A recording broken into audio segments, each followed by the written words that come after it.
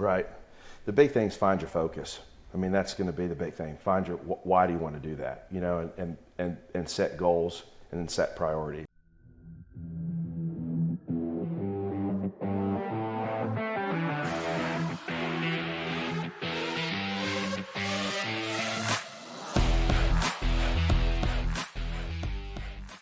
Hi, everyone. Welcome to the Rising Father Podcast. I'm Chris Rodak. I've got an awesome guest with me today, Darrin VanScoy. He has a long list of accomplishments, former pro bodybuilder, nutritionist. He has an awesome health practice. He's helping guys change their lives physically, mentally, in every way.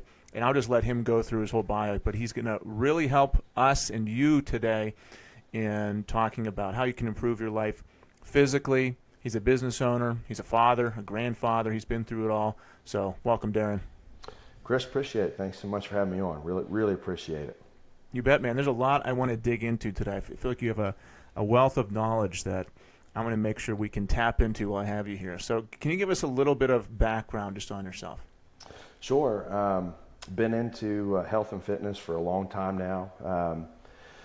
When I came out of college at WVU, went into powerlifting, competed with that for a while, and then was a baseball player at WVU while I was there. And then I went from baseball to powerlifting, from powerlifting to various other sports, got into boxing for a while, fought Golden Gloves while I was in school a little bit too. And then progressed on into some weightlifting there, and then got into Spartan Races, CrossFit, competitively competed in CrossFit for 4 or 5 years and got on the Spartan Race circuit for a couple years as a pro, had sponsors. Got tired of running my butt off, like literally running my butt off. I'm sure. Competing against guys that were built like runners.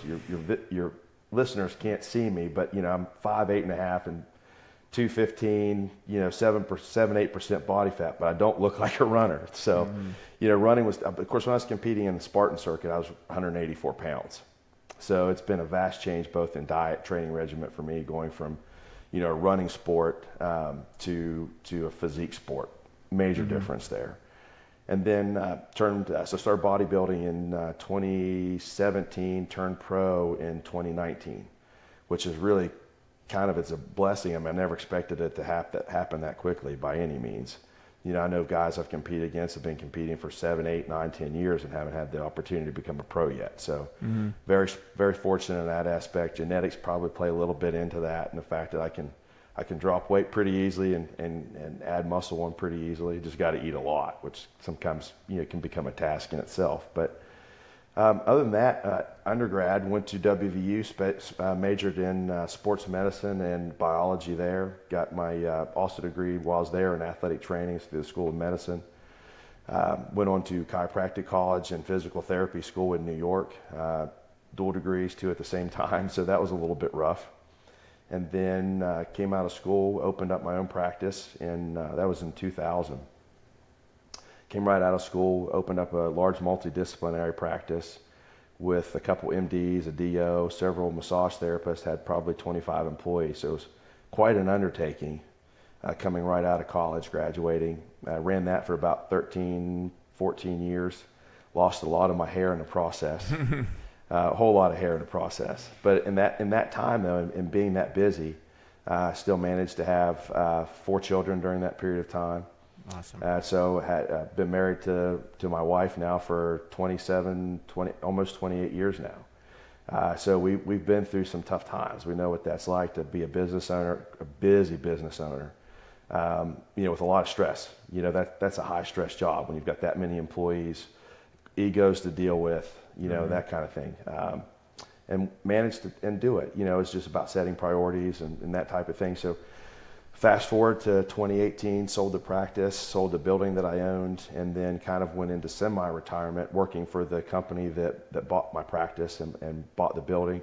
Worked for them for 2 years, and it was more facility development, business management, directorship role more than being, one-on-one with patients, which is what I really enjoy doing. So after my 2-year stint with them, which was mandatory per contract with the buy-sells, and I was done. But the great thing is I didn't have any compete clauses, so I opened up quarter mile down away from them. And it's been quite a blessing. We're a cash-based practice now. solely pretty much functional medicine, hormonal balances, really just total health optimization. And so that's been, I can't believe how well it's taken off. And then we had a lot of patients follow me from the previous practice. And now, that's pretty much what we do 90% of the time. We've got patients in California, from California to Florida, north to Vermont and Maine. It's been pretty crazy how well it's taken off. Amazing. Like I said, a wealth of information. So I want to start with, just because I got a message this morning from a guy who messaged me on Instagram. He said, I want to work out, I just don't have time. He said, I want to do this, I just don't have time to do it, because I post about when I work. I work out early in the morning, Right. Other things I'm doing. And he said, I just don't have time. And I'm listening to you talk about everything you've done, having 20-some employees, being a pro bodybuilder, having 4 kids, which is a lot. I have 2. 2 is a lot. Came from a family with 9 kids, and that was insane. But 4 kids while you're a busy business owner is a lot to take on. So what is the mindset difference, or what would you tell a guy who has some improvement to do, could do some organization, some discipline improvement, whatever it is that he needs to do to improve his life, but in his head, he doesn't have the time to get his life together? Something as simple as working out. Right. The big thing is find your focus. I mean, that's going to be the big thing. Find your why do you want to do that? And set goals and then set priorities. My number one priority has always been church, God, family, business, and then anything I can do for myself. And that, there's not really a whole lot of time to watch TV, do stupid things in there. And so the focus for me was always listening, going through those priorities first, and then any other time after that, then that's when I get maybe some leisure time, time to sit down. Now, that being said, Sundays, I don't do anything on Sundays. Like, we have a big farm. Unless I can run heavy equipment, it doesn't happen on Sundays. Like, I don't lift hay bales. I don't do anything on Sundays. Sunday is a rest day for me. But during the week, it's all priority. I get up, everything that I do with a purpose, and there's a reason for doing that. And a lot of times that's freeing time up for other things that I want to do. So I try to be as efficient as possible. So, the big thing is really, I would say, you got to find your focus. Like, if what you find is important is what you'll put your time into, and hopefully that's your religious background, your marriage, your family, your children, and then your health. Because number one, if you let your health go, you're not going to be able to serve any of those other groups that I just mentioned unless you're healthy, right? You can't do what you were put on this earth to do, whether that be a protector, whether that be a provider, whether that just be a support person, whatever. You can't do that well if you're not healthy. And you're not going to be able to do it as long as you want to do either. So, the big thing is prioritizing. And that's, and really find a focus, find your why you want to do that, and focus on that and sit there. Where can I cut things from my schedule that inhibit me or, basically preclude me or keep me from doing what I want to get done? And those are the things you got to knock out. And the other thing sometimes you just got to be willing to do without some sleep. And that's really what it comes down to. And so, it's nice. I would love to say I would like to be able to sleep 8 hours, but I can't tell you the last time that ever happened. So, and if you're staying in top shape and other things you can do with a little less sleep to find, time to do those things that you really want to concentrate on. But really, first find your priority and why you want to do what you want to do. Because it can be done. And you don't have to start out with going, I work out an hour to an hour and 15 minutes a day. You don't have to do, and I'm a pro bodybuilder. So, it's not like you've got to hit a 3-hour workout in the gym to make progress, especially somebody that's just beginning. If you can 45 minutes a day and concentrate on resistance training over cardio, always. Cardio, the more cardio you do, the better shape you get in. The only option is to do more cardio for a longer period of time. Where resistance training, you go in for an hour, that starts to become easy. Guess what? You just increase the resistance. You're still just there an hour. So, true. Always prioritize the resistance training over cardio. But then if there's some days you have no time to do nothing but a 20-minute walk, then get out and do that. But just make it a goal every day to do something that is some form of exercise, and try to commit to resistance training priority over cardio.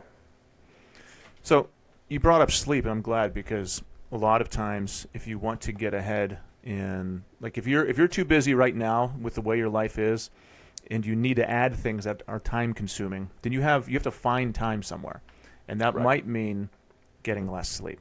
So the rational, logical combat to that would be, well, if I'm getting less sleep, then I'm less healthy. And if I'm less healthy, how am I going to get in better shape? So can you get in great shape and get 6 hours of sleep a day instead of 8 hours of sleep? Yeah, and especially if that's quality sleep. Remove the barriers to, quality sleep. Light in the room, light before you bed, depending on what kind of media you might watch, things you might do before you go to bed. So prioritizing sleep and getting ready, start preparing for sleep a half hour before you go to bed. Mm-hmm. Calming things down, and obviously a lot of people make the mistake of eating late, which can make a big impact on quality of sleep. So the big thing is you've got to prioritize sleep in your life at that point, and it's something you've got to plan in. I've got a busy day tomorrow. I've got to make sure I am starting by 10:30, 11, whatever it is, half hour, and then make that I'm going to be in bed by this time and make that a priority, and that'll make a big difference too. And then the other thing too is, a lot of times, like for me, if I'm crunched on time, I may go to bed earlier, and it's great around 4 a.m. to like 6 a.m. Nothing happens, and you can get so much done when you get up early. And sometimes you got to go to bed a little bit earlier for that. But then, honestly, how many people get a lot of really good work that they've concentrated that's actually really effective after 8:30, 9 o'clock, trying to work that late anyway? You're tired. It's hard. You don't concentrate as well. Mentally, you're not as focused. So why not go to bed earlier and get up a lot earlier before any of the interactions, distractions, things that keep you from performing well start to occur? The stressors of life, before your kids get up, before you have to start getting ready for work, things you can do at the house and getting that done. So you can do it, absolutely. It's just you've got to prioritize sleep, put that in the schedule, and set, I'm going to start preparing for sleep at a set period of time, do that and make it a habit. And the big thing is do that every day. Your body will accommodate very easily. If you have a clockwork schedule of sleep, your body will learn to do that, especially if you're prioritizing quality of sleep. Mm-hmm. I think people just aren't really intentional about these things, even sleep. No. They kind of go through their day randomly and don't have a plan for when they're going to sleep, when they're going to work out, when they're going to do these things. They don't time block, they don't schedule. And then they say, I don't have any time, but really they don't know when the time is happening. Like they don't know when anything in the day is happening. And I know I used to be like that. Like I wasn't always super organized and efficient throughout my day. I remember what that was like. Right. And yeah, whenever you go after, like you said, 8:30 at night, you're tired, your brain's a little bit foggy. You either spend a couple hours on the couch watching Netflix, or you could spend those hours asleep so you can get up early and get more stuff done in the morning. Like right. I don't think anything great is happening that late at night. You can spend time with your wife, and I spend like 30 minutes, 45 minutes with my wife after the kids go to sleep. And if you're in that stage of your life, definitely do it. But yeah, if you can get a jump on the morning, all those hours when your entire family is asleep, those are like magical hours when you can change your life. A couple hours every single day, especially if you're consistent. That could be huge Set for a your guy. focus, right? That's the big thing. It sets your focus, and you have that sense of accomplishment first thing in the morning. You can get up, get things done, and that sets your mindset for the rest of the day. When you first get up in the morning and get something accomplished right off the bat, that sets you up to get more accomplished throughout the rest of the day. It's just training your mind for that, and that's the big thing. Like you said, you've got to be intentional with everything that you do and really look at your life going, does this really, what I'm doing right now, is it benefiting me or is it costing me somewhere else? Mm-hmm. And the big thing is get rid of those things that cost you somewhere else. And it's a big change for people because you might be middle-aged right now listening to this, and you're like, oh, well, I didn't think my wake-up time was that important, or I didn't think my pre-sleep routine was that important. It's like, yeah, it doesn't have to be to you, but there are people who are thinking about it that importantly and are getting a shit ton done. Yeah, like consistency, right. Yeah, there's people accomplishing a lot who are thinking about their day differently, like putting importance on different aspects of the day. What are your routines like? Like, what's your morning routine like? My morning routine hasn't changed. Like I said, consistency. Even on the weekends, even if I don't have something to do, I keep the same routine, right? Because it's your body, it's what you get used to. It just trains your body for that. But my routine typically is, like I said, we've got a farm, so we have horses, we have donkeys, we have goats, we have bees, more animals than really we need to worry about. But and of course, there's chores that go with all those. So my morning usually starts about 4:45. Mm-hmm. Go out, work with the animals, do whatever farm work we need to do, come back in, and then I'm usually doing some type of cardio in the morning. or a hot sauna, which is huge for health, 150, 155 degrees for 40 minutes some days. And then, after that, it's getting right to work. And I'm doing all this before anybody else in the house is up, and then get into work. There at the house, that I can get several things done on the internet, answering emails, responding to texts, whatever. Sometimes it's even planning out, social media posts and things like that, or things that we've got to do for the day. And then eat breakfast at some point in there, and then usually I'll typically start getting ready for work. And that's my drive to work. I'm not listening to stupid things. I'm again putting on a podcast, doing something. Every bit of time that I've got, I'm trying to utilize it to make a positive change, positive influence in my life. And that's what people have got to realize about being intentional and consistent. I mean, that's my schedule every day. And so, other than Sundays are rest day for me. Sundays, unfortunately, I'll try to sleep in, but when your body is so attuned to doing the same thing day in, day out, Sunday it wants to do the same thing too.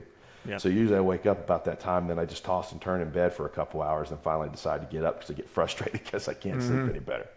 So that's, my schedule. And then I'll work from, anywhere from at the actual office, 8:30, 10 some days, to I usually get home 8 o'clock at night. And so then I'll fit in a training regimen at some point with resistance training during the day there. And then I try to get home. And then once I walk in the door, my priority is my family. My kids, now I've got 2 in college, 2 have moved out, have their own family. So when I walk in the door, my priority at that point is my wife. Before I go in the door, I make sure, okay, am I mentally where I need to be to be a good husband for my wife? Am I mentally where I am I can listen to her, find out, what her day was like. She doesn't want to hear if I've had a crap day necessarily, first thing when I come in the door. And so it's setting that mindset. And that's I've had to train myself, because it's pretty easy to have a really crappy day, get home and just want to get in there, right? And then you end up taking that out sometimes on the people that you love, or you're just less into conversation, less present, because you're still dwelling on the things throughout the day that stressed you out. And so I really try to be intentional before I walk in that door of like, okay, listen, this is my family time. This is the time for my wife. When my kids were at home, this is the time for my kids. And unfortunately, when you have kids, everybody understands that the spouse time, husband-wife time gets put to the wayside. Before I was walking in, putting myself in the right mindset to be happy dad, there for my children, play, show them every bit of affection and love that I can, communicate with them, and then get them to where they need to be for bed, and then have time with my wife. But, the big thing is walking in the door before and dropping everything else, making it very intentional about I am at home now, and I need to be a husband, I need to be a father, and I need the best that I can be at those things, even if I'm tired. Even necessarily sometimes you don't want to because you're tired, but then focusing on, okay, this is what's best for them at this point. And you do it for them. You don't necessarily do it for yourself, which then turns around and pays it forward and comes back to you in full measure for sure. I love that. We talk about making transitions in the day to fix your brain so you can be more present and efficient in each area of the day. So if someone joined my program, we'd say, okay, what's your morning routine going to be? What's your evening routine going to be? Then let's establish 4 different transitions during the day. It sounds like you're doing that for whenever you come home. It's like going from work mode to going to father mode, going to husband mode. Vital, yes. Everyone's been there. Everyone's had a crap day at work. They come home and you just want to unload. And the first thing you say to your wife, because she's going to listen because she loves you, is, man, this happened at work today. This client was an asshole, blah, blah, blah. And she'll take it. She'll say, I love you, I accept, I'm sorry, baby. But, that's not what we should be doing to them.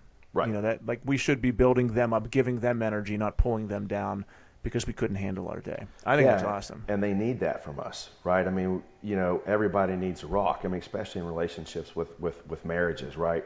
When I'm weak, my wife's got to be strong, and she needs to sense that. When she's weak, I need to be strong. And sometimes you're just both weak and tired. But that's when you can use each other and lean on each other for the strength from each other. But, again, right, wives, your spouses don't want to hear about all, they want to tell you about their day too. And you've got to make sure that you're open and that you're present in the conversation for them to, tell you, hey, I had a problem today. And, if they hear about all your problems, they don't want to dump something on you, right? Yep. And so that's the big thing, is coming in and making sure, number one, all the positives, right? And then, hey, what were the positives in your day? What all happened that you're happy about today, right? Get those things in, establish that as the conversation from the positive from the very beginning. What happened really good in your day today? This is what happened really good in my day today. Even if you had a really bad day, something had to happen throughout that day that was at least a good thing, right? and then try to focus on that, and then go, what else do you want to talk about? Was there anything that bothered you today, or have any issues with things? And my wife has been fortunate enough that she loves staying home. She was a full-time mom, domestic goddess, as you would say. So, but she did a lot of work. I like that. I haven't heard that before. Domestic goddess. Domestic goddess, yeah. And I mean, with 4 kids at home, we had 4 kids in 6 years. So let me tell you, that woman worked her butt off. Yeah. And so there were days that were really frustrating. I mean, for her, they're tough when you've got little ones, or that you had to deal with problems in school with them. And those are the things. It's my job to make sure that she needs somebody to vent to. And if I come home and just unload on her, that doesn't really open that environment up for her to feel comfortable to do that.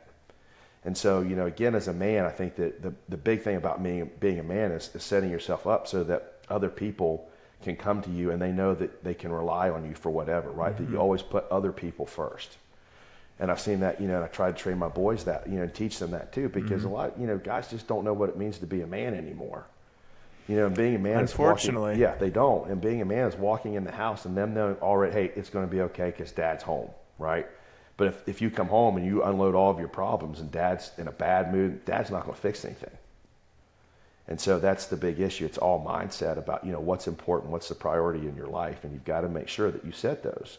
When I go into work, I make sure when I go into work, I'm ready to work mentally. Before I walk in that door, I'm ready to help people. I'm ready to do my job, right? When I walk into the gym, I make sure that if I've got to, and I do whatever I've got to do. If I've got to go into the gym, listen to music for a minute or two, get myself pumped up, do whatever, I make sure that my focus is while I'm in the gym. It's not on my cell phone. It's not on, Instagram, social media. I'm in there. I'm focusing at the gym. When I leave the gym, if I go to do something, I'm focusing on what I'm doing right there. And so that's going to be the big thing, is prioritize and focus on what you're doing in the moment, whether that be conversation with relationships, people that you love, but you've got to focus and be there and do well what you're doing right at the moment, whether that be conversing with your wife, conversing with your kids, working out in the gym, be absolutely intentional about everything.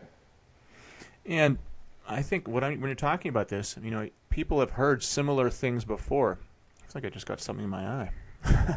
People have heard similar things before by successful people, and a lot of times, successful people say the same kind of things, and you can ignore that forever, or you could say, well, maybe there's some truth there. Like you're talking about routines, you're talking about being intentional in every part of your day.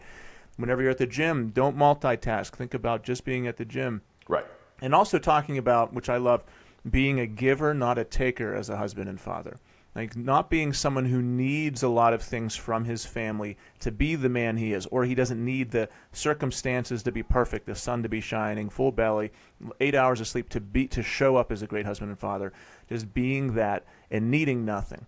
Right. Like that, and that's all tied into what you do. It's tied into what we're talking about. It's like, well, you can't do that if you're not healthy. You can't do that if you don't have a great routine. You can't do that if you're not disciplined. Like all these things have to happen together for you to be the best man you can be. Right. And again, it's living with focus, living with intention, and really looking at your life and going, okay, what am I doing that benefits myself, and then what benefits other people? And then and if something that you're doing doesn't really have a benefit for either one of those, get it out of your life. Yeah. Whatever you're listening to, whatever you're watching, whatever you're reading, if it's not helping you be better at something, then find something else to do. Now, there are some times you just need to sit down and relax, right? I understand that. A time when, you've got to recoup and self-restore too. But those are the times, that you've got to set that time aside and focus still on that intentional, as well. though. You're still doing that with you're relaxing so you can show up better later on. And be a better version of you so that you can help other people, be as selfless as possible and be there for other people and be better at what you do doing that, correct? Because I schedule breaks into my day, but they are intentional breaks so that, like, I'll take a lunch and I will say, all right, for these 15 minutes, I'm going to go for a walk outside with my dog, or I'll go for a jog in the middle of the day. Like the purpose of that is if I don't do that, I'm going to have less energy, I'm going to be less present, and I'm not going to perform as well. Maybe I have a sales call after that, or maybe I have something else after that. Like, and it's scheduled so that because I know how I react physically and emotionally to a jog, to the food I'm eating. And like you can still relax and treat yourself, but do it with more of a purpose, not just, hey, I just feel like doing this right now, or just once again going through it randomly. I mean, Right. you can intentionally have these things in your day. And yeah, taking Sunday off and just relaxing, it's like you need a reset. And once again, the purpose of that isn't unplanned. Like if you didn't have that Sunday reset, you wouldn't show up as well for the next 6 days on in a Monday, row. right? Yeah, and then it just starts to steamroll over you, because then you're showing up Monday being tired. You get to the end of the week, it's compounded because you didn't take that rest and repair and just rejuvenate for yourself to rest and get ready for what's going on. And your body's got to have that, especially if you're running ragged the rest of the week. You've got to have some downtime. It will catch up with you eventually, for sure. There is no doubt about that. Mm-hmm. So I'm going to take kind of a detour here to some more bodybuilding specific stuff, and then we'll talk about a lot of other things too. I've been seeing a ton of YouTube shorts and YouTube material on Mike Menser? Yeah. About the intensity training to failure, like once a week, twice a week, and tons of people I told people I was going to interview you, and I said, give me some specific questions for him. Right. And one of them was like, well, what do you think about this? About just doing, upper body one time a week, lower body one time a week, and the benefits of that versus resistance training 6 days a week. Like, because that is all, it's kind of a hype right now. It's a fad, and it's getting popular, is that whole mentality and philosophy. So can you talk about that a little bit? Sure. And the big thing is finding out individually what works best for you, number one. But there is some, and I've actually tried it and had some good gains with that, believe it or not. Mm-hmm. I mean, I'm kind of like the open guinea pig of the bodybuilding world, and I admit to what I've tried, what I've done. Intensity training is huge, right? And so in that type of workout, you can definitely get gains. Now, it just depends on why you're wanting to do that. Now, if you're a physique athlete, is that necessarily something that's going to benefit you? Maybe not, right? If you're a powerlifting athlete, definitely possibly could, right? Or if you're just somebody, hey, I just want to be better functionally at what I do during the day, it just depends. That may not be the best workout for you. It just really depends on why you're doing what you're doing. And so that's when I sit down, I talk with people that want to get into the sport, or, hey, I just want to be healthier. What's your real goal? What's your real outcome that you're looking at? And so, and then your type of training's got to be custom built around that. Got to be suited to what you're wanting to get out of it. Mm-hmm. Now, that type of training that you're talking about, I mean, it's very intense. You basically completely exhaust the muscle, and it's got to have a set number of days to recuperate, which is why you're only doing it like once a week. Mm-hmm. An upper body day, then be done. You don't want anything for your upper body for 10 days, 7 to 10 days. And some people benefit very well from that, but it's going to be more people that are interested in strength and powerlifting. For overall health, I wouldn't really recommend that, because you're not getting in, you're not working the body daily, you're not burning calories, you're not burning off excess glycogen, you're not getting blood flow going, you're not really stressing the heart out that much. So it just depends on what your intention would be when you're going to the gym. What are your goals?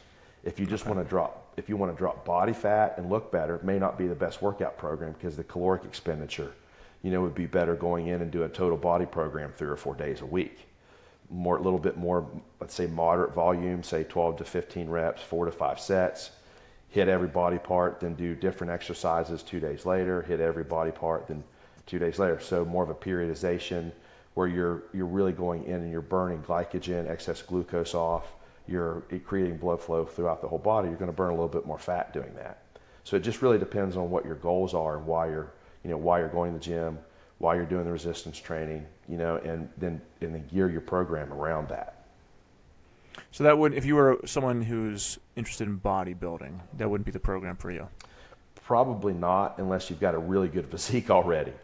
Mm-hmm. If it's somebody, if you're established, let's say you've been competing for a while, you could try that to see, some areas maybe you have lagging. Maybe you've got poor chest development or shoulder development or back development. That might be something that would be beneficial. Hit something really hard, let it rest, and watch it grow, right? Yeah. But overall, for somebody that would be just interested or starting in, probably not the best program for them. And right now, that's what I'm doing. Like, I'll go in and I've been competitive for a while, so I'm in a growth cycle right now. You notice I didn't say bulk or anything like that. I'm in a growth cycle. So I've slightly increased my calories. 200 calories is what I've increased my daily caloric. So I'm not going to get fat that way. I'm adding 200 calories. But when you think over a 7-day period, that's 1,400 extra calories, right? But then I've also increased the intensity with which I'm working out. And so, that slight increase in calories, slight change in intensity, and I'm going in and I'm doing heavy sets, 5x5 sets, super heavy, walk out of the gym exhausted with whatever I'm working out, and with the intent of getting stronger and growing a little bit bigger. But again, if I was wanting to burn fat and doing some other things, that really wouldn't be the best workout, right? Or if I was really wanting to completely concentrate on physique and presentation and appearance, that probably wasn't the best workout either, because you're not going to be hitting all the different muscle groups that you would want to do that. Okay. And so if you were someone who, like the general guy who isn't trying to get into bodybuilding, isn't powerlifting, he just needs to lose some fat and change his body. He's like, okay, I'm listening to this podcast. I think I can do this. I think it's my day to get in shape. What would like his standard workout routine look like? Well, first I'd start with diet. It's number one. I mean, getting the diet squared away. But then the standard workout routine, and if you're a really busy guy, walking 30 minutes a day can make a huge difference in your caloric output, how you feel, your mental approach to things, clearing out your mind a little bit. And that's the basic, right? And then from there, going to try to getting into the gym 45 minutes to an hour a day, and going in and 4 to 5 days a week, trying to hit several body parts every time that you're in the gym. Don't do the typical bro split where you just, hey, I go in Monday, I hit chest, Tuesday legs, Wednesday whatever, back and arms, and then you only hit one body part a day, because you're leaving a lot of areas untouched throughout the rest of the week. That would be a chance for you to actually impact those areas, burn extra calories, increase blood flow, and develop those areas. Because really about every 2 days you can work a body part. If you're not sore, it can be worked, right? If you're still sore, if you have delayed onset muscle soreness, DOMS as they call it, you want to leave that body part alone. It means it hasn't healed, it hasn't rested. But most people, for the most part, can hit a body part and exercise it every other day to every 2 days. And that's what I would advise. Like, listen, going in, doing the most you can, hitting the most muscle groups that you can in that period of time, and then keeping the heart rate up, keeping the intensity up, maybe allowing yourself 45 seconds to a minute between sets, and then, maybe a minute and a half to 2 minutes between exercises. But get in there with intention. I set a timer on my phone. No matter what I'm doing, no matter what workout I'm doing, I set that timer. And so that way I know that I keep my schedule, I keep the workout, I keep focus, number one, and then I don't get sidetracked with other things, and I'm keeping my workout very dedicated to the time. I get in there, get out, be focused on what I'm doing. And that way, you don't get distracted. And again, 45 minutes to an hour, and you should be really good with that. Yeah, you can't. It's easy to let time slip away at the gym if you're not really intentional about it. Because if you're doing, if you have a lot of sets to do throughout what's supposed to be a 1 hour session, and in between each of those sets, your 45-second break turns into 2 or 3 minutes, you've just doubled the time you're at the gym. Easy, and you see it all the time. Yeah. I mean, the younger group is really bad about it. I mean, they'll sit there, they'll do something, they'll sit there on their phone for 10 minutes, scrolling through or doing whatever. And it's not like they're doing business emails or, setting the camera up. Yeah, they're setting the camera up, whatever, and it's crazy, and they're in there forever, And so the big thing is, really, you've got to make everything as efficient as possible, absolutely as efficient as possible. And then setting a timer on your phone, it's easy. I don't turn anything off. My timer stays on my phone, right? If I get a call that's important, it's going to come up and it's going to show me what number it is. I'll know if I need to answer it. But otherwise, I don't get distracted. That timer is the gold thing. And trust me, sometimes I want it to be longer than what it is. But at the same time, I'm wanting that to get in there, and it keeps me focused. Hey, when's my next set? I'm preparing between those sets for the next set. Mentally getting whatever mind space I need to be in to think about the muscle group that I'm activating, thinking about feeling the muscle. That, again, being efficient, right? If you're thinking about what you're doing in the gym, it makes your gym time work out a lot better for you too. If you're just going in there and going through the motions, then you're going to be the same guy that you see at the YMCA that you went in there and saw him, and 2 years later looks the same, right? And that's what we don't want. Get in there, get what you've got to get done, be efficient about it, be intentional, and be intense. Once again, being intentional about every part of it. Right, absolutely. Yeah, time just slips away, and that goes for building your body, building your business, and building your family. Like if you don't say, all right, this moment is important, your kids are gone, or your body's gone, or something else happens, or you missed an opportunity.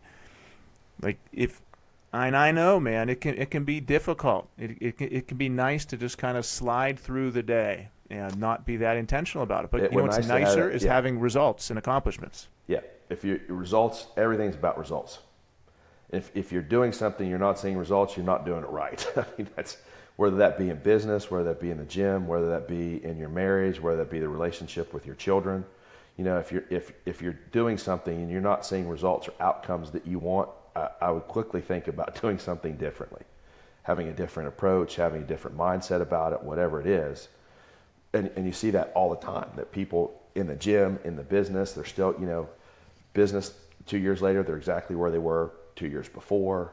And it's about being intentional about that. I want progress. I want to see results, and being just absolutely ferocious and tenacious about those, no matter what you're doing, is the big thing. And again, that's a mindset, right? That's that alpha mindset of, and a lot of times you got to think about, maybe you're not even doing it for yourself. I'm doing this because I want to be a better father. I'm doing this because I want to be a better husband. I want to be more physically able to take care of my family, and be a better provider. And so whatever mindset you've got to find to promote that in your own head, that you can be so intentional and be so focused, that's what you've got to look for. Yes. And if you were listening to this, and you think maybe that's me, that's probably you. If you're thinking maybe I've got some loose ends to tighten up, you probably do, and you're not alone, so don't feel bad about it. No, it's not. Most it's a common guys thing. need to do Right. this, including me. Like I'm sure if I went through my day and went through my schedule, there's some times where I could probably still tighten it up. It's fine. Don't feel bad about it. You're not a failure. It's okay. But we can keep on improving, and especially if you have kids. Like I always relate a lot of things back to having kids and how old they are and how much time you have left with them.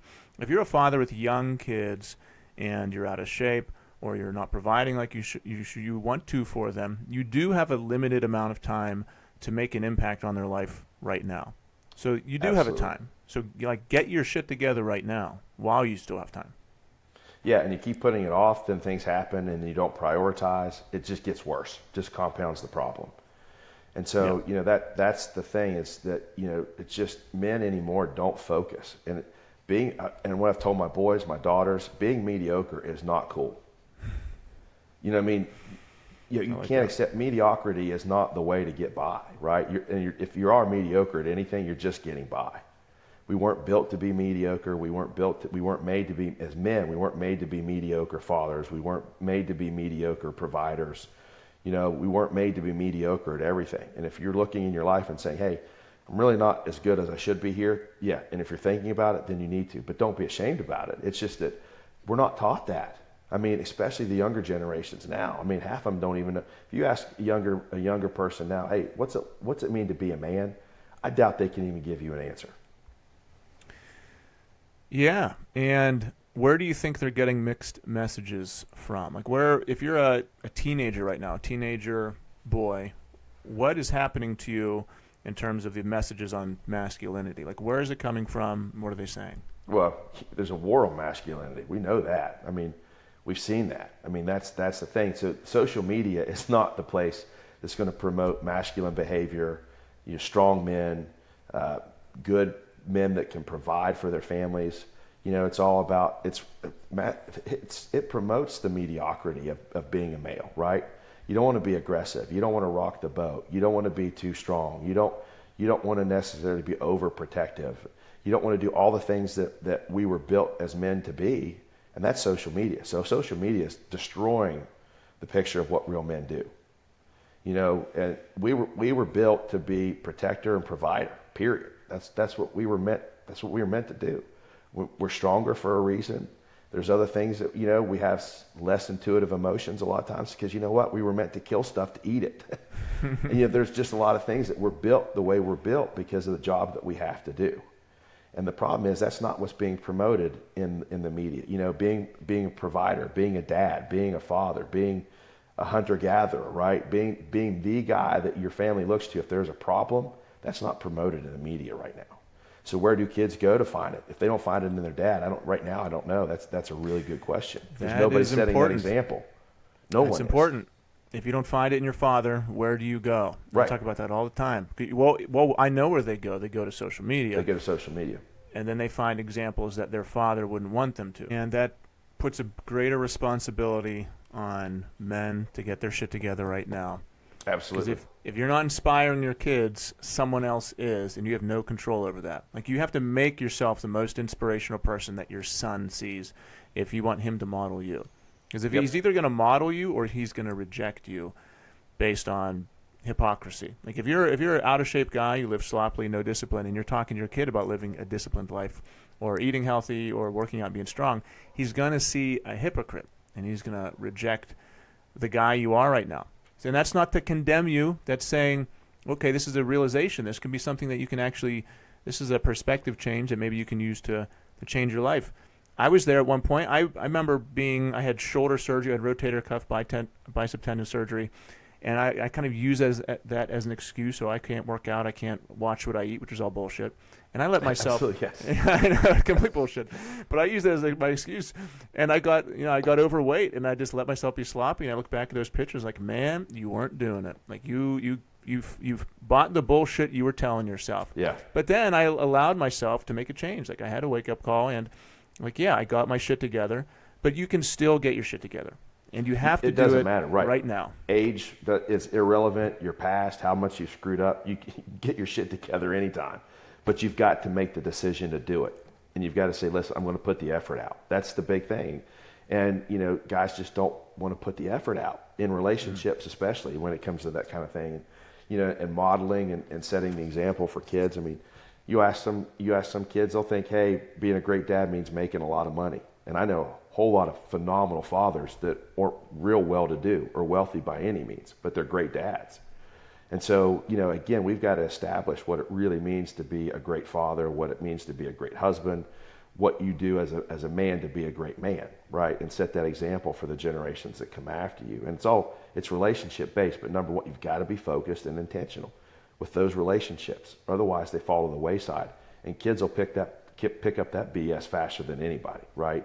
Like you just said, if you're not living it and you're telling them something else, no, they're not going to buy it. They're not going to buy it at all.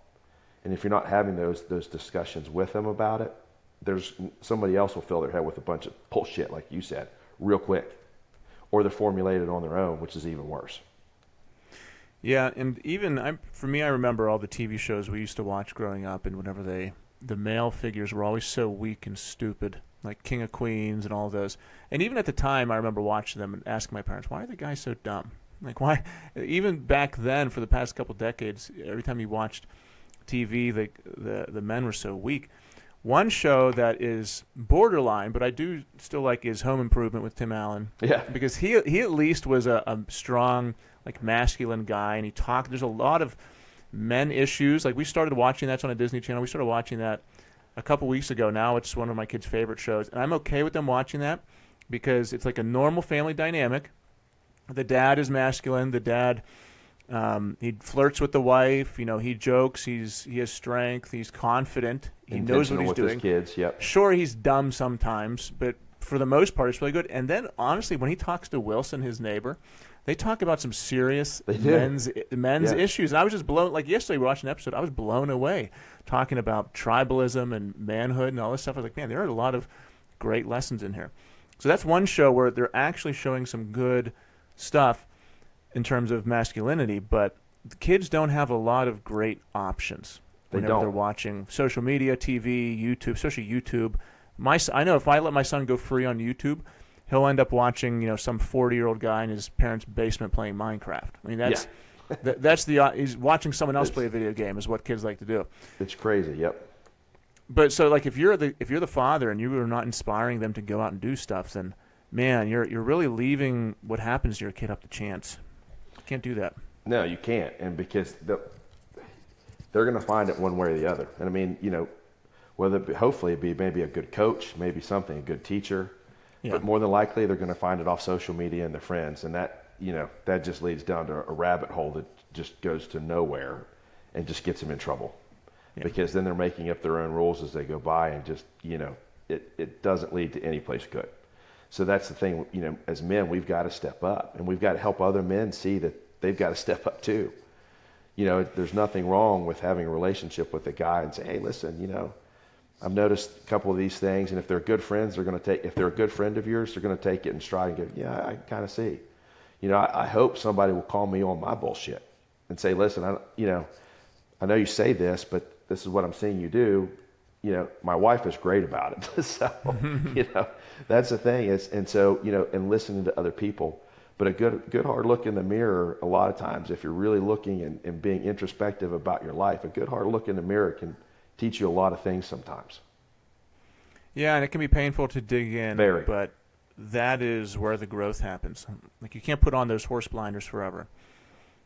Yeah, do my wife and searching. I've had this, sometimes I'll just, hey, listen, what do I do that really bothers you? That's a tough question to ask. That's a tough question to ask. What's something you really don't like about me? And you may not want to hear that answer, but again, that's something if you're doing your job as a father and a husband, those are questions you need to ask. Because she's going to tell you real quick about, now, hopefully she loves you and she's not going to just smack you down, but hopefully she'll love you enough to say, listen, and be honest. These are the things that I really think that, are maybe a weakness in your character, your presentation, or whatever it is. But those are good conversations to have. And hopefully you have a good man friend that, a dude that you can say, hey, listen, as a dad, where do you think that, I'm having any issues? And going to somebody that's a mentor and say, hey, I got a question. What would you recommend? Or when you look at my relationship in business and my relationship with, you see my relationship with my spouse. Do you see there's times that I maybe somebody should say that I disrespect her a little bit, whether it be unintentional or not, and find those people, and hopefully they'll tell you the truth, and then be that person for your kids. That number one, they're always going to be lifted up by you, but you're going to be brutally honest with them and say, listen, you're really lacking here, right? And lacking in character, or lacking whatever it is. And hopefully, but the only way you get that is by spending the time and being present when you're with them. Not on your phone, not thinking about other things, not watching, I don't watch a whole lot of TV at all, because it was just, even sitting down with your kids and watching it. Now when they're babies, that's a different ballgame, right? But when you're sitting down with your kids, hopefully, and they're old enough to communicate with you, you're sitting down and communicating with them. Having something that opens that communication up so you can talk about things and bring topics in that you can use to train them and teach them, and try to make as many teachable moments as you can. But you've got to be, again, intentional about that. Agree 100%. We have to get into your bodybuilding career, because I want to talk about that. So let's talk about it. All right. So what made you want to start getting into that world of bodybuilding? Because eventually you turned pro in a very short amount of time. So what took you from, I think you said, CrossFitting to powerlifting to into professional bodybuilding? Literally, I just got tired of, literally, truly, I'm a competitive person, like through and through. Highly competitive. My wife and I, if we play tennis, we usually end up arguing. It's a fun argument, but I'm competitive, man. I can't stand to lose to anybody. And so it was just the point, I'd hit a point in the Spartan racing on the circuit that I probably had really gotten as good as, I was top 4 or 5% in the world. The guys that were beating me were always going to beat me. They're runners. You walk in a room, people that are athletic, you can say that guy's a runner, that guy's a CrossFitter, that guy's a bodybuilder. The guys who are beating me, you can look at them and say, those guys are runners. And, they were 6'2", 6'3", long legs. Here I am, 5'8.5", lean in really good shape. But you looked at me and go, well, yeah, I'm pretty muscly for that, even at that weight. I'm not a runner. And so I just kind of really got tired of trying to keep up. And I knew that it was either going to completely change my schedule of training and become like a runner or find something else. And so a friend of mine just happened to say, hey, have you ever thought about bodybuilding? I was like, no, not really, not my thing. But then, I started thinking about it. So yeah, I'll give it a go and see what happens. And so, of course, I was 5'8.5" and 184 pounds, built decently well. But at that point, I knew, okay, listen, there's got to be some drastic changes. So I did a lot of research. Never really had a coach, myself. Thank goodness I've been an athlete for a long time. Being a physician, I've got a mindset. I read. If I'm not reading about something in a sport, I'm reading about peptides, I'm reading about nutrition, I'm reading about exercises, I'm reading about self-development, I'm reading about leadership. And so, I put all that together and said, yeah, I can do this. And then so I changed my diet completely around. So I went from more of a, higher carbohydrate, lower protein diet, some fat, low fat diet, to a very high protein diet, moderate carbohydrate, and decent amount of fat. and then geared towards the diet, geared my workout programs towards hypertrophy versus conditioning. And there's a big difference, right? I wasn't going in the gym any longer to get my heart rate up, get a sweat up, get my work my cardio out. I was going into with the intention of adding muscle. And so it took me about 8 months to really start becoming more of a physique athlete and putting the time in, being very intentional about that, reducing which, for me, it was always cardio. It was very hard for me to get, I was worried, even me with my knowledge base going, if I cut this cardio out, I'm going to become a fat slob, right? I was really getting that mindset of, no, if I go to strict resistance training, watch my calories, monitor those calories, and go in there and bust my butt in the gym, I don't have to worry about getting fat. But that transition was hard, right? Because if you're either going to burn fat or you're going to grow muscle, but it's hard to do both, right? It's really hard to do both. And so, for me, I said, I'm going to worry about growing muscle. The more muscle you have, the more, metabolic effects you're going to have, and the more calories you burn. So just inherently, the more muscle you've got, you're going to burn more calories than the person who's got less muscle than you. And so the more muscle you add, you're going to burn more calories just sitting there doing nothing. And so for me, it was getting out of that mindset of, hey, I've got to really be tight on my diet. I've got to be really watching these fats. I've got to really watch my protein level. I've got to, keep my carb level up. Getting rid of that idea, I've got to run every day. I've got to do cardio every day, and going towards, I'm going to go in very specific with my lifts, very specific with my intentions, really focus my diet on protein and good fats that are going to help me build muscle, and then using carbohydrates for energy, right? So I began to utilize food for what it was made for versus just eating, versus just providing energy, right? When you're a runner, long distance runner, Spartan races, you just need calories, man, because you're burning everything off. You don't really care what you eat, but when you get in the gym and bodybuilding, it's very different.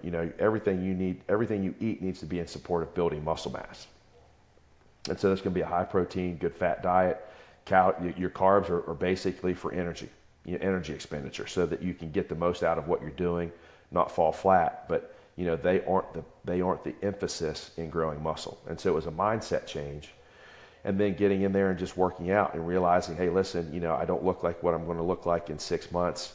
Don't get lost in the forest for looking at the trees, kind of thing.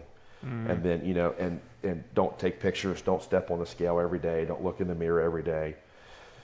Take a picture every, 4 or 5 weeks, and then see where you're progressing. And then if you're not progressing, okay, what do I need to change? But again, it was just, for me, it was just getting into a different sport. I'd gotten burnt out on running all the time, literally.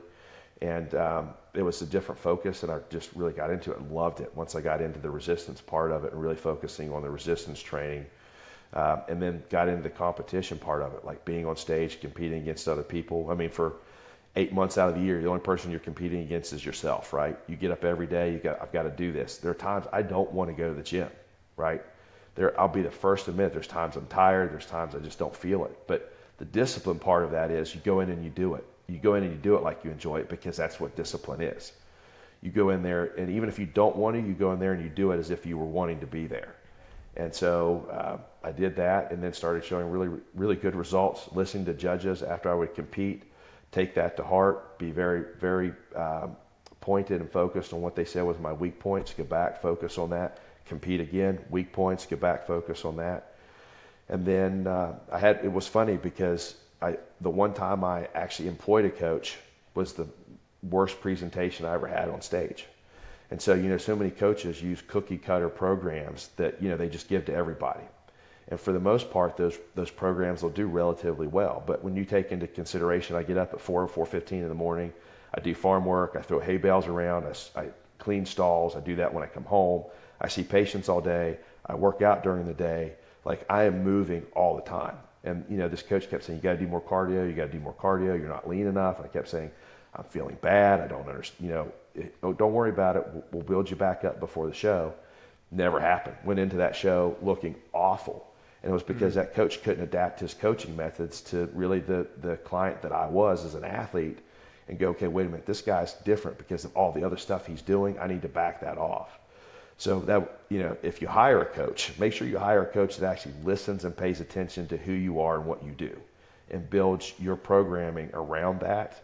Because if they don't, if it's just, you're not going to get the benefits that you want for sure. And so, so that was, I got my butt kicked, and it was embarrassing. I mean, really embarrassing on stage. And so that was the turning point for me, and it made me so focused and so overdriven. That was in an October show. Then I turned around. I mean, like, just ferocious in intent. And so 3 months later, then went to the Universe and became pro in two different categories. And so, but I mean, everything I did was so intentional with diet, with workout. But, you know, it just made me angry that happened to me. I looked so bad on stage that it just so put me in such a super focus. It was crazy.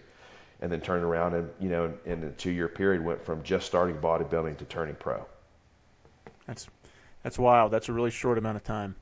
It was. I couldn't believe it. I was dumbfounded, especially when you're going in and competing against guys, you know, that you're talking to, and they've been doing it for 7-8 years. Yeah. You know, and that you see that in some guys even longer. I talked to one guy, he'd been in like 72 shows and hadn't turned pro yet, but he was still doing it. And honestly, that guy's my hero. I mean, do you realize what, you know, it is hard to compete in bodybuilding. This guy's been doing it for like 7-8 years constantly and has never given up, has never hit that goal and never gave up. That guy's a hero to me, right? And I mean, that's the kind of guy I would sit there and go, man, I would like to tell your story to my kids. Because, you know, they've seen Dad do a lot of things, and I've been very fortunate to be able to do it relatively quickly. But that's not typically real life. It isn't. And so why do you think you were able to do it and other people can't? I think a lot of it was knowledge base. Now, I won't lie. Genetics play into it, you know. So I can burn fat really easy. I mean, really easy. It's really difficult for me to add muscle on and keep it. And so, you know, genetically, that's a gift. But a lot of it was just focus. I mean, absolute focus. And I mean, tenacious about that goal, right? And that was even one of those things where I went back. Again, it comes down to communication. I went back with my wife and I said, listen, this really bothered me. And I want to be super focused. And I want you to let me know if I'm being deficient. But I'm going to really concentrate on this. But I want you to tell me, hey, I think that you're neglecting, you know, the kids, or I haven't felt like, you know, because I wanted to spend a little extra time in the gym. I wanted to do these other things, but I wanted her support with it, and I wanted her to know I'm not doing it to put her behind it. You know, she's still in front, and she's still the one dictating with our family, going, hey, you aren't being as good as a dad or as good as a father because you're too focused on this. And so I had a really good conversation with her about it. She was very, very beneficial in that time period, keeping me, hey, grounded. Hey, I've still got to be a dad. You know what I mean? Hey, it's 3:15, your son's at a game, and at 4, you got to be there. You need to get there. You need to be done. You know, those kinds of things. And so, because I can get in the gym, and it is a safe space for me. I love to get in the gym. I love to pump the iron. I love to sweat. Like it's a mindset. I just love it.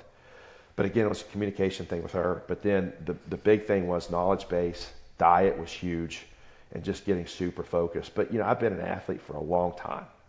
I grew up. My dad was a military guy. You know, I can remember back when I was 4 and 5 years old doing push-ups with him, listen to Eye of the Tiger, you know, those types of things.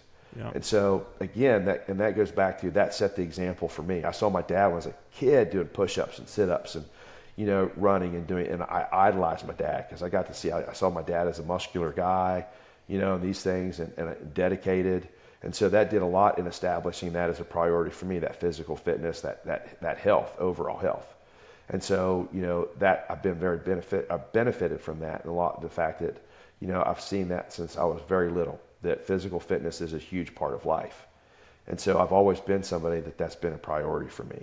And so that being said, then when I decided to get into bodybuilding, it wasn't like I went from Joe Schmo that, you know, is 58 pounds overweight, obese, not healthy, to saying I want to be a bodybuilder. I went from being a competitive Spartan athlete, which is a completely different body build, focus and everything, to becoming a bodybuilder. And then you just use the knowledge base and the focus, but then went to support, you know, my support people, my wife, the guys I train with, and say, listen, I need you to help me. This is my goal. In 3 months, I want to turn pro.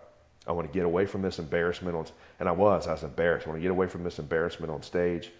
And this is when I walk on stage. What was it? Were you just too heavy? No, so too bad lean. About it? Too lean, burnt my muscle mass off. Like I didn't even belong on stage. Yeah.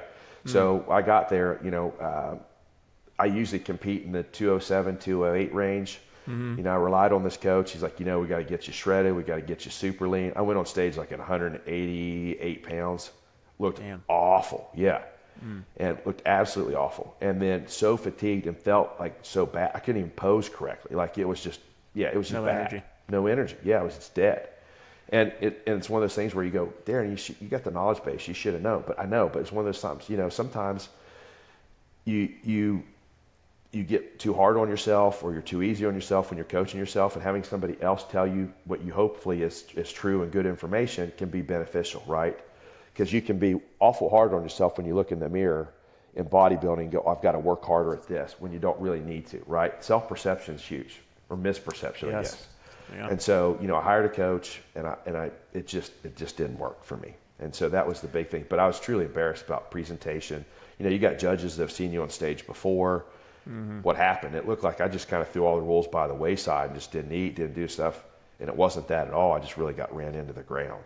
And so then I just came out super focused, went to everybody that was a support issue for me.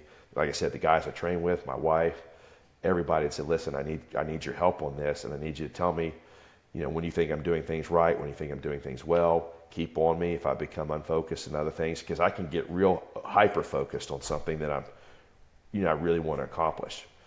Typically, I really put my mind, there's usually not a whole lot of things I can't accomplish. But the problem is I become so super focused, I let other things go to the wayside. And I didn't want that to happen either. Did you switch coaches, or did you just stop? You just stopped using the coach? I stopped using that coach, and just, I said, listen, you've got the knowledge base. I've been worked out forever. You've got the knowledge base. You know testosterone. The gear. Everything. Just buckle down and make your own plan. And that's tough to do. Sometimes you want to rely on coaches because you're hoping that they know more. I do the same thing, like for business and for other things. Like I'm like, ooh, if I put money at this person, then they can help level me up. And you hope that that's true. Like you hope that this person can do it. And a lot of times coaches have helped me level up. But also, same thing, I've also paid people money to help me, and it turns out that they're just not very invested in you, or they have their own agenda. Sometimes it doesn't work out. You got to do your research. Or they're not adaptable to your specific situation. They're not used to a client like you. And I'm absolutely a believer in coaches, business coaches. I mean, I have business coaches. I've got coaches for everything. And, and not being said, when I said I did it myself, it's not like I didn't have people I'd go to and say, listen, take a look at me. What do you think are my weak points? Where am I at? What do you think I can improve on? But I just went with my own knowledge base at that point and relied on other people that I know that compete and know what they're talking about to go, hey, Darrin, this looks a little weak, or, your presentation here isn't as good. Why don't you work on that? So again, I still had, let's say, other people's opinion that I relied on heavily. I just didn't have somebody telling me, hey, listen, this is your schedule. This is how I want you to eat. This is the workout I want you to do. I did that myself, but I still relied on other people giving me truthful information, in their opinion on how I looked, how I was progressing, and where I was at currently. What are some, I guess, myths or public perceptions about bodybuilders that are completely inaccurate? Like if you're a guy who's you're a father, you follow Rising Father for the fatherhood stuff. You're not really into fitness, maybe you want to be, but you look at like a bodybuilder and you're like, oh, that guy's a meathead, or what? Maybe I just said it. Like, but what are that's a big one. Yeah. What are the myths, or what do they have just completely wrong? Yeah. Well, I mean, number one, bodybuilders are probably some of the most dedicated people to a specific thing that you'll have ever seen, right? Number two, bodybuilders are probably the healthiest people that you'll ever meet outside the scope of probably the 3 weeks before a competition. There are things that I do preparing for a competition there is no way I would ever advise a patient to do, right? The meathead thing, the big dumb jock, that's another one that you've got to deal with. And the other thing is really bodybuilders are everybody. They're just ordinary Joes who decided to do something to better themselves and really got into it and really enjoyed it. And, I've got friends that are bodybuilders that are doctors, that are contractors, that are dentists, that do everything. I mean, on the female side of them, that are stay-at-home moms, that, are lawyers and attorneys. So there is no specific population that go, this is a bodybuilder, right? But the other thing is, too, that, most bodybuilders, majority of bodybuilders are extremely open for helping people in the gym, and so, most guys, when you have a really good knowledge base, you like sharing that if it can benefit other people. And so, the one thing as I would tell people, like, listen, if you've got somebody in the gym that, say, wow, I really like to look like that guy. Most bodybuilders will not mind at all if you come up and say, hey, I got a couple questions for you. Now be respectful about it and don't occupy their entire time. Or if you say, hey, listen, after you're done working out, could I ask you a couple questions, or could I pick your brain a little bit? Most bodybuilders are unbelievably approachable and really friendly. And I can tell you, like on the guy side of it, competing, the guys backstage, man, are the greatest guys in the world, because we've all put the time in, we've all suffered, we all respect each other because we know what we've been through to get there, especially on the pro side, because you're talking about extremely tight there at that point. Mm-hmm. And they're great about if you need something, right? And so, and that carries through pretty much their general life, and the fact that they're extremely focused people, they're dedicated people, they're guys that will do whatever they've got to do in regards to their discipline. Because like I said, there are times I don't feel like working out, I don't feel like putting time in, but I do it anyway, and that's just pure discipline, right? And that's when you don't want to do something and you go in and do it like you did, that's discipline. And so, that's the things I would say that most people have misconceptions about bodybuilders, and the fact that these people are people you could probably look up to, because there's a lot of suffering when it comes into bodybuilding. Suffering with the diet, they go without a lot of things. Most people just take for granted that they can eat. They go to the gym when they don't want to. They go to the gym when they hurt. They go to the gym when they're tired. It's just, that's what they do. And so, I would say was probably the biggest misconception, and things that I learned that I really admire, a lot of the bodybuilders. And like I said, the guys I meet on stage that said they've been doing it for 7-8 years and still haven't turned pro yet.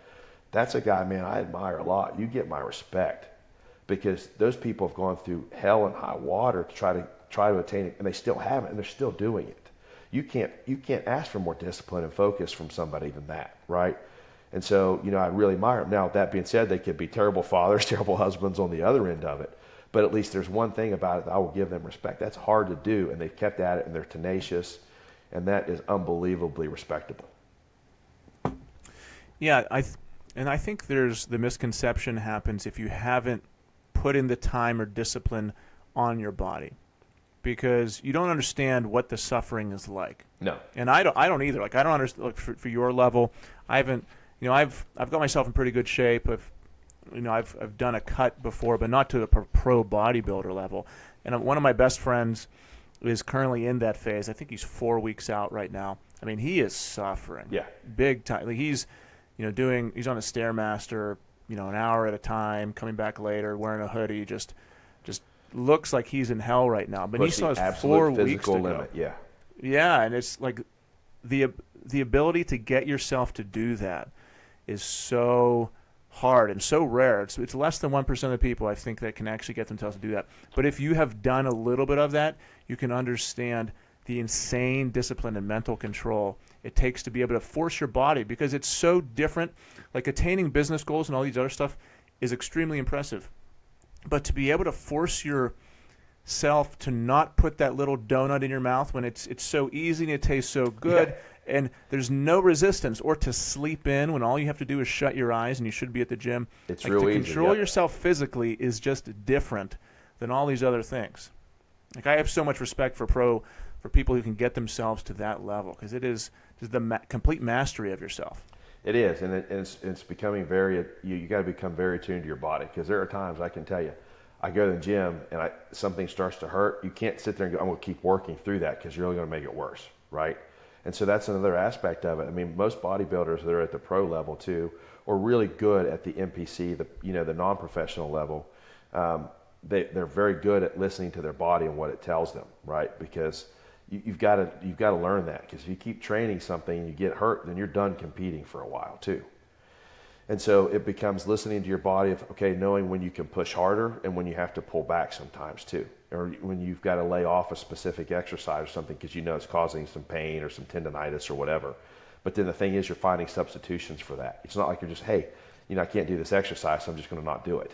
It's like, hey, I can't do this exercise, but what can I do as a substitute for that'll get me close to the same goal as what I was using that exercise for? And so there's a lot of thought process that goes into it, but the determination, I mean, and it's tough, man. When, like, there's times when I'm, our competitions, if I compete on Saturday, I don't drink water from Thursday night till I'm done competing. You have no clue how hard about that is. Yeah. Like, and I mean, I eat peanut butter, I'll eat a rice cake, I'll eat these other things and I can't have any liquid with it. It is difficult. But, when you get to the pro level, you've got to get all of that water off. That's the only way you get to really see things, what people call that onion thin skin, right? That you can literally look through it and almost see Saran the wrap. Yeah, saran wrap. You can see those striations. And so, that's suffering, man. I'm telling you, that is no fun.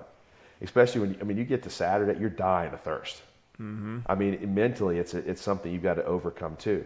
And so, and then dropping all your carbs, dropping your calories, being absolutely fatigued. When you're doing 2 hours, an hour of cardio at 4 a.m., they're doing an hour of cardio at 11 p.m., like trying to get, it's nuts.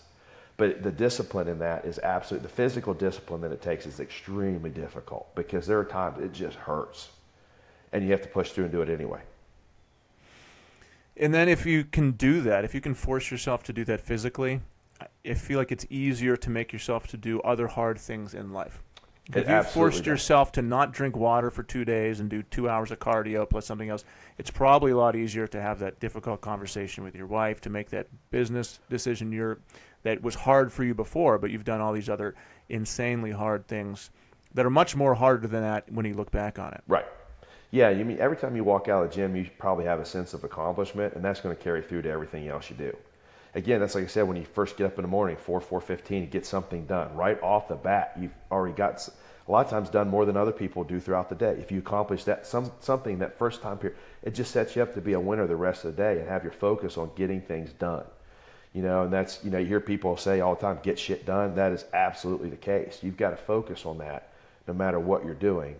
And then getting into the gym and doing that and just getting through it and coming out of there going, I did that, absolutely lends itself to being a winner in other aspects of your life. Knowing you can take on hard things and come out okay, and if not even better than what you were before you started it. And it's a mindset. It's absolutely a mindset. So in your current practice, what are some of the common issues that, first off, what kind of people are you helping in your current practice? We see about an equal number of men, equal number of women. The most people coming, that we see right now, people coming in fatigued, not thriving. I used to feel better. I'm having a hard time even coming home, cooking dinner, providing for my family. I can't focus at work. I'm falling asleep. I just don't feel good, right? That's what we're seeing a lot of. And so, a lot of it can be thyroid issues. A lot of it can be testosterone. And I mean, it's crazy when we're seeing it's happening with testosterone levels. Testosterone levels are on a massive decline over the last 20 years. I just read a study by NIH that was saying that by the year 2050, men's sperm counts are going to decrease by the average about 50 to 65%. Wow. And so, a majority of men won't even be able to have kids by then because of testosterone levels and what's happening to those levels. Women, we're looking at, used to not see a guy with thyroid issues, and we're seeing men with thyroid issues all the time now. And then we're seeing women with low testosterone, thyroid issues. And, women don't get diagnosed with the low testosterone near as much as, it's not even looked at by the scope of doctors outside of the scope of what we do. Testosterone for women is extremely important. That's what makes up their little bit of aggression they've got, their ability to recuperate, their energy metabolism, those types of things. And nobody even looks at that for women. So that's a huge aspect that we see with women. Now, obviously, they don't need not even close to the levels of testosterone that guys need, but they have to have it. And then we're seeing a lot of estrogen and progesterone imbalances. And, whereas a lot of that base for women, diet, soy, wheat, sugar, all these things that are affecting that. And the same thing with guys, too. Just women are way more susceptible to estrogenic interference in our foods than what guys are. But then, for sure, that's why we're seeing men's testosterone levels drop now, is because of things that we're seeing in the food system, the plastics, the types of, you hear people talking about microplastics, chemicals leaching in. But, testosterone is a huge thing, and I don't know why it's got this misnomer. It's so judged out in the public of, hey, that guy's on testosterone. I don't understand that. It's almost you look down at. Or when, I've had guys say they feel like when they're going to the pharmacy, they're buying like drugs or whatever because they're getting testosterone. And that's been placed on by society. And so, I don't even know why that is. But that's the majority of the people we're treating. It's testosterone issues, both men and women, and then thyroid issues primarily with women, but also with men, and then estrogen, progesterone imbalances for women, which lead to all kinds of problems. Throughout the on their scale of their daily life. Yeah, I think at least maybe because I'm a man, I'm in the man space. I don't hear of female hormone imbalances as much, but I'm sure it's a large issue. Rampant. My wife had a hysterectomy. I'm sure she doesn't mind me saying that, for for our last kid, for Lauren, 7 years ago, and her hormones were all messed up after that. Yeah. So you said the estrogen level for like female hormone problems, like what is that? Estrogen is the primary culprit? No, honestly, estrogen is kind of the one thing that stays relatively stable with women. I mean, obviously hysterectomy, total hysterectomy, they're not going to be producing any estrogen, but the general female who's got hormonal balance is going to be, typically it's more progesterone issues, not enough progesterone and not enough testosterone. And so that's going to be the big thing. Estrogen is an anabolic hormone, really, when you look at it. It builds the uterus up, it builds water levels up. And so, with guys, why estrogen is so important is it helps with some of our maintenance of our heart enzymes and the tissues and heart factor, protection factors for our heart. The other thing it does is it helps keep our joints lubricated. And so, it's an important thing for us. So again, it's an anabolic factor for us, just minor building part of it. But, estrogen's not really usually the main culprit. And the fact that the main culprit is lack of testosterone, both men and women, and then very low progesterone in women. And then we'll see that a lot of that's though based on diet. People that are eating a lot of sugars, a lot of wheat, a lot of soy, a lot of garbage in their diet, all of which, genetically modified food, those types of things, and they're getting all of those chemicals that are affecting their ability to produce these hormones at a rate and hormones that are structured the way they're supposed to be, that they'll be effective when they hit the cell. That was one of my questions I wanted to make sure I asked you, is if you're a guy or a lady, doesn't matter, what are some foods we should, you just mentioned a bunch of them, but what are some foods we should just cut out? What are some foods we should make sure we're eating? Just, general guidelines that, right. Most people don't know the general guidelines. Right. Absolute avoids are going to be seed oils, so vegetable oil, canola oil, safflower oil, sunflower oil, highly processed, extremely bad for you, right? Now, grape seeds by themselves are not, grapeseed oil by itself, but when it goes through the processing to become the oil that we use, terrible for you. Wheat, terrible. 95% of our wheat's genetically modified. It's, it's not the wheat that was there 100 years ago, right? It's been changed so you can spray Roundup on it. It lives with no water. It lives no matter what bugs eat it. Like, it's so genetically modified that our bodies don't even know what to do with it. Of course, then it's got aberrant DNA and genetics in it, which is why you're getting gluten that's produced, people with gluten sensitivities. And so wheat is a big one you've got to avoid. Soy is terrible for you. Soy has a tremendous amount of impact on our estrogen levels as men and on the thyroid level as women, interfering with the thyroid function. Sugar is probably the most problematic food out of all of them. And the fact that it's in everything, it's highly inflammatory, it's extremely toxic, and it causes, insulin reactions, it causes all kinds of issues, inflammatory reactions throughout the body. So sugar is another one. Now, I'm not saying that, most people, a little bit of sugar here and there, but it's not a little bit of sugar for most people. And so those are the big ones, the seed oils, wheat, soy, and saturated fats, is another one. But the big thing is your wheat, your soy, your sugar, and then the seed oils, or the bad oils. So then what should we be looking at using? So olive oil, right? MCT oil, avocado oil. MCT oil is a base of coconut oil, healthy oil. Avocado oil, those are the three big oils there. Other healthy fats, eggs. Egg is a superfood. I mean, you think about that egg, the yolk of that egg has everything to make an entire living being in it, right? That's got to be something really healthy to eat. Mm-hmm. I mean, that little yellow part has the DNA, has the genetics, has the protein, has every chemical that something needs to grow and become something out of. Eggs are super healthy for you. And so, those are good, eggs are a superfood. Almonds, walnuts, good protein sources. I'm not a huge whey fan at all. Most of our clients, most of our patients that eat a lot of whey have bloating issues, digestive issues. Whey is just super refined milk. And, our dairy supply anymore is contaminated with antibiotics, chemicals, all these other things. And so that's going to carry through to your whey and your protein structure. So, protein's huge. I'm not a big fan of whey, whether it be instantized whey, hydrolyzed whey. The one thing I'd recommend is if you're going to use whey, use it right after a workout. It is very beneficial at that point. Within half an hour to hour, when you're drinking whey isolate or hydrolysate, it incorporates into tissue faster than any other protein. All right, so that is a good use for it. But then you can get beef isolate now that does just about the same thing, but has a lot less of the issues with the GI issues.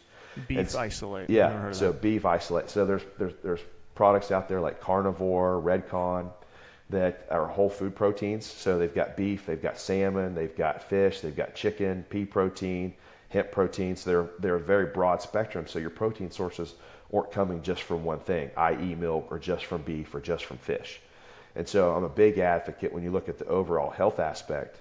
The whole food protein sources are much better for you. And we've converted most of our patients, most of our friends, most people I train with over from whey to more whole food protein sources. Now, I'm a big advocate of getting everything you can out of your diet, right? If you can get all your protein level and all your protein macros and nutrients in from eating real whole foods, that's better even than supplementing. But most people can't. I don't have time to eat 6-7 meals a day at 8-9 ounces of protein to get my protein. So do I go to a shake, or do I put a little bit of almond milk in with some protein powder and make myself a little pudding? Yeah, I do that because it's just quick and easy sometimes. But really try to tell everybody that the best way to get is from real whole food, real beef, real salmon, chicken, turkey, shrimp, those types of things. Your body uses that protein better than the refined proteins that we use. But then the best option for protein is whole food proteins if you're going to go to a powder. And then after that, getting good fats is the key. Having good fats in your diet, fish fats, almonds, walnuts. Again, like I said, avocado oil, krill oil over fish oil is much better. And those are the kind of things you want to make sure you're incorporating into your diet. No matter what, if you're a bodybuilder, if you're just interested in health, you got to hit protein markers. You really need to hit some good fat markers. Carbohydrates per your energy level requirements, and then keep the sugars, the soy, and the wheat out of your diet as much as possible. The clinic right there. Let me name some quick foods. You tell me yes or no. So almond milk. Unsweetened, yes. Okay. Regular cow's milk. I would bypass. A lot of sugar, a lot of chemicals. Most people have issues with dairy, whether they know it or not. Well, fruit. Depends on the fruit. Can be really high sugar. Best fruit would be blueberries, strawberries, raspberries. Lowest glycemic index. Next step up would probably be some blackberries. Avoid, apples, bananas, and all that. And I get this argument all the time. Well, it's got to be good for you if God made it. I hate to tell you, that apple isn't the way God made it, 1,000 years ago. Walk out in some orchard that nobody's touched for 15 years and see the apples on the trees. That's the way God made it. Not these big, beautiful, genetically modified apples that are so sugary and so sweet that you want to eat them. That's not the way they were meant to be, right? That's not the way they were made. And so, apples aren't real good for you. Apple a day keeps the doctor away is BS now. You eat a lot of apples, you're going to have sugar issues, insulin problems. Your glucose is going to be too high. So fruit is not a big thing that I push a lot. And if you like fruit, blueberries, raspberries, strawberries, occasionally blackberries. How about oatmeal? Not a big fan in the fact that most people, well, okay, I'll back that up. So oatmeal that you like, steel cut oats, out of the box, nothing else in them, different ball game. That are heirloom oatmeal, gluten-free, absolutely, right? Most oatmeal's got a lot of gluten in it. It's processed, it's over-processed. If it's in a package with sugar and other things in it, it's highly processed, bad for you. And so oatmeal is one of those ones, if it's something that you pour out of this carton and you make yourself, right? It's heirloom genetically the way it was supposed to be 100 years ago, that's fine. Oatmeal from, whatever out of a box that's already pre-sweetened that you put in a package and throw in a microwave in 30 seconds, it's ready to eat, avoid it like the plague. Rice? Plain white rice, no. Jasmine rice, basmati rice, yes. Whole grain, like brown rice, no. Okay. Why not brown rice? Brown rice has got a lot of chemical mediators in it that actually hinder absorption of other nutrients. And so it can promote some inflammatory responses within the joints. So brown rice is not one I recommend, really. Okay. And someone put this direct question. They said, how many meals a day should I try to eat if I want to burn fat, gain muscle, and like what yet. How many meals and how spread apart should I eat? Because there's intermittent fasting is obviously a massive trend. Yeah, intermittent fasting is huge, and I like intermittent fasting. I wouldn't recommend doing it every day. Intermittent fasting is a powerful weapon. 16 hours is usually the minimum to really get good health benefits. 16 hours is your first mark, 20 hours is your second mark, then you go to about 36 hours. So if you're going to fast, do it for 16 hours or do it for 20 hours. Doing it 18 hours, you're just suffering an extra 2 hours you don't need to suffer for, right?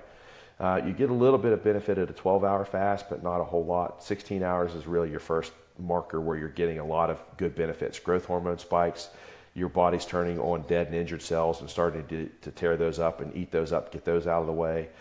It's longevity, it's great. There's a lot of chemical mediators that kick in, and believe it or not, in starvation like that, growth hormone spikes. So I'm a big fan of intermittent fasting. I'm not a big fan of it on a daily basis, because then it starts becoming a problem getting your calories in, right? Yeah. And so I'm all for intermittent fasting on an occasional basis, 2 to 3 days a week. It works, it's powerful, it helps curb appetite, keeps your fats and some of your excess calories out of your diet, hopefully. So you can use that. But typically, if you eat 4 to 5 meals a day, and that's going to vary depending, obviously, on your build, your genetics, your metabolism, but 4 to 5 meals a day, concentrating on protein, some good fats, and carbohydrates that are very complex carbohydrates, i.e. sweet potato, which is a lot of fiber, your jasmine rice, your basmati rice, easily digestible, don't spike insulin terribly compared to some of the other carbohydrates. So, 4 to 5 meals a day generally is going to be very good. For most people, it keeps the metabolism up. It keeps your body from going into like a protective mode where you're malnourished, and you can get a lot of your nutrients in that you need to. But hitting the protein markers and the good fats are the big thing. And then filling in with your extra calories that you need with your carbohydrates that are good quality carbohydrates. Complex carbs, like I said, some of the starchy vegetables a little bit, some fruit possibly, but more along the rice, good oatmeal like we talked about, and some of the other types of carbohydrates that are out there. Awesome, man. Quizzed you there at the end. Interrogated you on nutrition stuff, so thanks. You make sure we got some great, helpful info for everyone. I love the nutrition stuff, so you can't give me too many questions on it. So good or bad, ask away, no problem. That's great. Well, we talked about a lot, and I think the practice that you have is optimizing guys. I think like the overall message of what you're talking about isn't just health. It's about becoming a good man, a good husband, a good father, and obviously health is a massive part of that whole equation. I mean, if you're fatigued, you can't do what you need to do to be a good dad, right? True fatigue isn't, hey, I'm tired. True fatigue is, I'm having a hard time functioning. I can't keep my eyes open. If I was driving right now, it would be dangerous, right? Mm-hmm. And we see so much of that, especially in that 2 to 3 in the afternoon kind of thing. Guys that aren't sleeping well, guys are just fatigued all the time. They're tired when they get up. They're tired when they go to bed. They're tired midday. I mean, we see that with women as well. But that's the big thing, is really health optimization, right? Functionally optimizing everybody so they can do what they need to do during the day and do it well and feel good about it. That's what we do. Whether it be testosterone, whether it be thyroid. There's people that come in and got issues with blood that we look at, and nutritional issues that we look at that have problems. And so, it's not just testosterone, it's not just thyroid, it's not just estrogen, progesterone. We look at, the big picture of everything. So, if you want people to know one thing about what you can offer them, where they can find you, and anything you want to tell anyone listening, go ahead. Yeah, so, again, what we specialize in is just making you a better you. Whether that be modifying your hormones, to a functional level. And functional levels are quite different than the blood work that you see on your reports that say, this is the good range, right? This is normal. Functional levels are outside the scope of normal. They're usually higher than what the normal levels are. For instance, this is what I find ridiculous. Testosterone levels for men that are considered good are, like, depending on the lab, somewhere from 238 to 900, right? There is such a big difference in a guy who has a 238 testosterone level and a guy that has a 900 testosterone level. They're not even in the same ballpark, right? But the thing is, though, there's not a bit of evidence out there that shows that 200 to 300 level testosterone that you can even begin to function at your best. Your heart's not going to function the best. Your immune system's not going to function its best. Your cardiovascular, pulmonary system, muscular system, nothing's going to function well at that level, right? So our functional levels for for testosterone for guys are like 750 to 950. And that's where all the evidence shows guys operate the best at. And it doesn't matter if you're 24, it doesn't matter if you're 94. That's where guys need to be. There's going to be some slight variance in there because, again, everybody's a little different. But for the most part, 750 to 950 is where every guy should be. And you have doctors that won't even begin to touch it. You know, we have patients all the time that are coming in, testosterone levels of 300. They feel like crap. Everything that you look at them goes, this guy's got low testosterone. You run the blood work, they have low, and their doctors won't touch it because it's still within the normal range, as I say in quotes, because that normal range is not going to put them in a healthy range. Same thing like when we look at vitamin D levels, right? On the functional level, vitamin D has got to be from anywhere 65 to 85. And we have doctors all the time telling patients their level of vitamin D at 35 is okay, and it's absolutely not. They're not functioning at their best. Their immune system's not at their best. Their hormone levels are not going to be at vitamin D. There's not a receptor in your body that doesn't, or a cell in your body that doesn't have a receptor site for vitamin D. Vitamin D is absolutely crucial, and almost 90% of people that come in our office we see have low vitamin D levels. And you've got doctors telling them it's okay when they're at 30, 45. They're outside, they're within their normal range, but they're not healthy at all. They're just not dying from it yet, basically. And so that's what, our basis of functional medicine. So we look at blood work, we look at your diet, and we get all of those things changed and modified to the point that you're functioning the absolute best as a person that you can be. And like I said, that's going to vary somewhat from person to person, but in generally, the guidelines are pretty much the same on the functional side of it. And we do that for women, but fatigue is what we hear all the time. I'm just tired, right? I don't sleep well, I'm tired. No matter if I eat the perfect diet, I work out, I don't lose weight. Or, I can't, I'm eating, I'm working out right, I can't add muscle. Well, there's a problem there because physiologically that just shouldn't occur. And so that's the kind of thing that we look at. And, we've got our website is totalhealthpros.com, and we're on Facebook under Ascent Elite Health. And, we're really good. What we do is we tell everybody, we dive deeper into your health than anybody else has ever. We guarantee we dive deeper into your health and the metrics that we look at than anybody else, than any medical doctor. Maybe another functional medicine provider probably does a pretty good job, doing what we're doing. But around here, by far, we dive way deeper in people's levels and how they feel, why they're feeling that way, and what's interfering with it than anybody else does. And we get to the root cause of the problem, right? Sometimes we can find, people that have low levels of whatever it is, and it's not that they've got to have thyroid. There's something else. I mean, we just had a patient in 2 weeks ago, had been told her whole life you have thyroid issues. She didn't respond to medicine. When we looked at it, it was an inflammatory process causing issues with the thyroid not to function correctly. Got her diet squared away, got a lot of these inflammatory mediators out of her diet, ran a food test showing what she was responsible or what she was reacting to in an inflammatory manner. She's off her thyroid medications and her thyroid's acting perfectly. She feels great.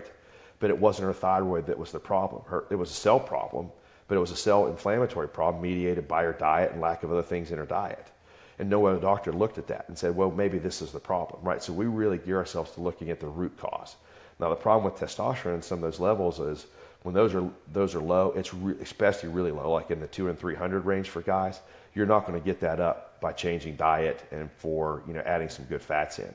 The only way you're going to do that is by exogenously inducing either the production of increased testosterone or injecting testosterone, period. And so sometimes that is the only fix, but a lot of times there's other things that we can look at that can be mediators to help bring those levels up or at least support the levels that we're going for. And you're on social media? Yeah, we're on social media. Instagram, it's Darrin VanScoy, IFBB Pro on Instagram. Facebook, like I said, is Ascent Elite Health. I'm on there as Darrin VanScoy in 20 different ways. Dr. Darrin VanScoy, Darrin VanScoy. My partner, Lori Wendell's got her own site, but Ascent Elite Health is our Facebook page. We do a lot of work through there. And then our website, they can contact us through there as well, too. So, again, it's one of those things, and it doesn't matter where they live.